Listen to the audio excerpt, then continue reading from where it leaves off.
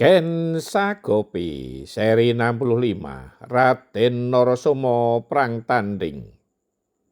Sementara itu Petruk selalu diomeli orang yang ada di belakangnya karena perawakannya yang tinggi, yang di belakangnya selalu tertutup oleh badan Petruk. "Ki Lurah, mbok kamu itu berdiri di belakang, badannya tinggi kok nganyur di depan," gerutu beberapa penonton. "Lah, aku ini botoh jago, Ci. Nanti kalau jagonya banyu, siapa yang melayani?" Petruk berdalih. Dalam pada itu, Raden Narasoma menghujani pukulan dari berbagai arah, sedangkan Raden Pandu Dewanoto sebatas bertahan dan menangkis karena semua pukulan Raden Narasoma tidak ia rasakan. Dalam satu kesempatan, Raden Pandu Dewanoto melayangkan pukulan dengan tingkatan ilmu yang lebih tinggi dari Raden Narasoma. Akibatnya para penonton terperangah karena Raden Narasoma jatuh terpelanting dan tidak segera dapat bangkit kembali. Namun demikian, Raden Pandu Dewanoto tidak memburunya. Tanpa mereka sadari, para penonton bersorak bergemuruh. Dengan perasaan sakit yang amat sangat, Raden Narasoma mencoba bangkit untuk menutupi rasa malu. Dewi Madrim terkejut mendengar sorak-sorai para penonton di tengah alun-alun. "Apa yang terjadi di arena perkelahian Ki Lurah Semar? Sorak-sorai para penonton kok mboto rubuh?" bertanya Dewi Madrim. Apa ada pembagian ya? Nasi bungkus," jawab Ki Lurah Semar yang jauh dari yang diharapkan oleh Dewi Madrim. "Raden Narasoma roboh," jawab Bakul Dawet yang sempat bertanya kepada penonton lain. "Oh, Kang Mas," Dewi Madrim mengeluh sambil menutup mukanya.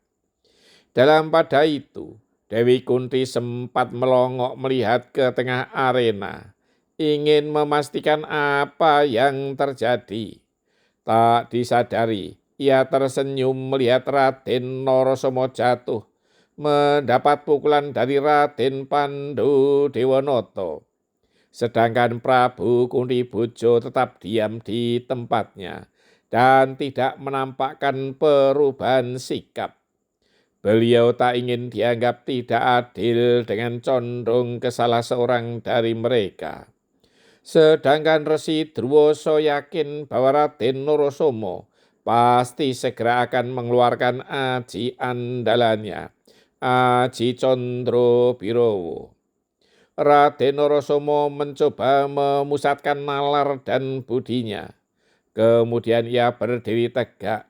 Rasa sakit sudah tidak ia rasakan lagi. Ia kembali bugar. Kini ia akan memusatkan kekuatannya di telapak tangannya.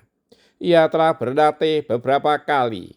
Ketika dihantamkan pada batu kali sebesar gajah, maka batu itu akan hancur. Jika dihantamkan ke tubuh seseorang, pasti akan hancur sawalang-walang. Tak terkecuali tubuh Raden Pandu Dewanoto. Daripada ia menanggung malu mendapat sorakan dari penonton, ia akan menunjukkan bahwa ilmunya bukan hanya Aji Condro Birowo. Ia mengabaikan pesan Raden Basudewa untuk tidak membunuh. Raden Narasoma telah siap meloncat menyerang dengan ilmunya. Namun Raden Pandu Dewanoto telah menyadari bahwa Raden Narasoma akan melontarkan ilmu puncak andalannya. Ia pun segera mempersiapkan diri. Segala ilmu kekuatan dan kekebalannya juga ia pusatkan di kedua telapak tangannya. Dalam sekejap Raden Narasoma meloncat secepat kilat, menyerang dengan puncak ilmu kanuragannya menghantam dada Raden Pandu Dewanata. Yang diserang tak ingin lumat karenanya. Ia hanya menyilangkan kedua tangannya di depan dadanya menangkis hantaman Raden Narasomo. Yang terjadi membuat semua orang yang menyaksikan tercengang.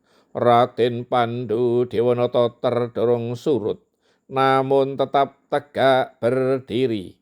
Sedangkan Raden Narasomo terpental oleh kekuatannya sendiri jatuh terjengkang. Seketika itu muncul Buto Bajang raksasa kerdil dengan wajah yang gegirisi. Aji Condro Birowo bersambung. Senjata makan tuan, ajian yang berbalik menghantam dirinya sendiri.